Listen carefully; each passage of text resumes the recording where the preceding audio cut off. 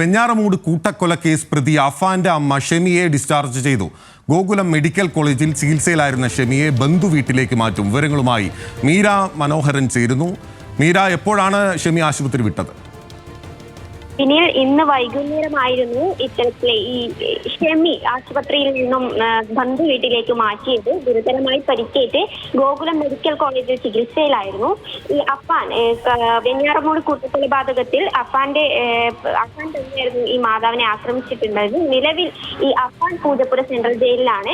ഈ കേസുമായി ബന്ധപ്പെട്ടിട്ടുള്ള കൂടുതൽ വിവരങ്ങൾ നമുക്ക് ലഭിക്കുമ്പോൾ ഈ ഷെമിയുമായുള്ള പോലീസിന്റെ കൂടിക്കാഴ്ച ഉൾപ്പെടെ വളരെ പ്രധാനപ്പെട്ട ഘടകമായിരുന്നു. വിശദമായ ചോദ്യം ചെയ്യൽ ഉൾപ്പെടെ ഈ ഷെമിയുടെ കാര്യത്തിൽ വരും ദിവസങ്ങളിൽ ഉണ്ടാകുമെന്നാണ് മനസ്സിലാക്കുന്നത്. നിലവിൽ ഷെമി ബന്ധുവീട്ടിലാണ് തുടരുന്നത്. ഓക്കെ, മീരയാണ് വിവരങ്ങൾ നൽകിയത്. വെഞ്ഞാറമൂട് കൂട്ടക്കൊലക്കേസ് പ്രതി അഫാന്റെ അമ്മ ഷെമിയെ ഡിസ്ചാർജ് ചെയ്തിരിക്കുകയാണ്. ബന്ധുവീട്ടിലേക്കാണ് ഷെമിയെ മാറ്റിയിരിക്കുന്നത്.